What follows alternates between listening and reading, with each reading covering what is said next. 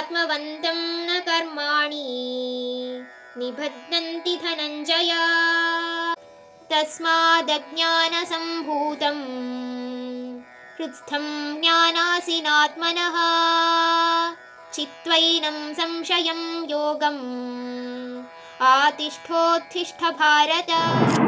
ಹೇ ಧನಂಜಯ, ಯಾರು ಜ್ಞಾನವನ್ನ ಕರ್ಮಯೋಗವನ್ನ ಪಾಲಿಸ್ಕೊಂಡು ಪಡಿತಾರೋ ಅಂಥವ್ರಿಗೆ ಬೇಡದೇ ಇರುವಂತ, ಅಂದ್ರೆ ಯಾವುದರಿಂದ ಜ್ಞಾನ ಸಿಗಲ್ವೋ ಅಥವಾ ಯಾವ ಕೆಲಸ ಮಾಡೋದ್ರಿಂದ ಯಾವುದೇ ರೀತಿಯಾದ ಪ್ರಯೋಜನ ಇಲ್ವೋ ಅವುಗಳನ್ನ ಮಾಡದೆ ಇರೋದನ್ನ ಕಲಿತಾರೆ.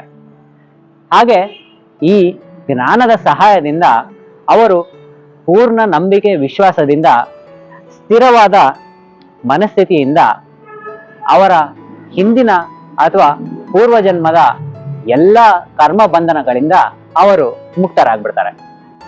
ಹೇ ಅರ್ಜುನ, ಅಪನಂಬಿಕೆ ಮತ್ತೆ ದಡ್ಡತನವನ್ನ ಜ್ಞಾನದ ಕತ್ತಿಯಿಂದ ಕಡೆದು ನಿನ್ನ ಸ್ಥಿರವಾದ ಮನಸ್ಸು ಮತ್ತೆ ಹೃದಯದಿಂದ ಕರ್ಮಯೋಗವನ್ನ ಪಾಲಿಸು ಅಂತ ಭಗವಂತ ಇಲ್ಲಿ ಹೇಳ್ತಾರೆ. ಕರ್ಮಯೋಗವನ್ನ ಪಾಲಿಸು ಅಂದ್ರೆ ಯುದ್ಧದ ಗೆಲುವು ಸೋಲು ಬಗ್ಗೆ ಯೋಚನೆ ಮಾಡದೆ ಅವನ ಆಪ್ಟಿಮಮ್ ಲೆವೆಲ್ ಅಲ್ಲಿ ಯುದ್ಧವನ್ನ ಒಳ್ಳೆಯ ಕಾರಣಕ್ಕೋಸ್ಕರ ಮಾಡೋದು ಅಂತ ಕೃಷ್ಣ ಇಲ್ಲಿ ಹೇಳಿದ್ದಾರೆ.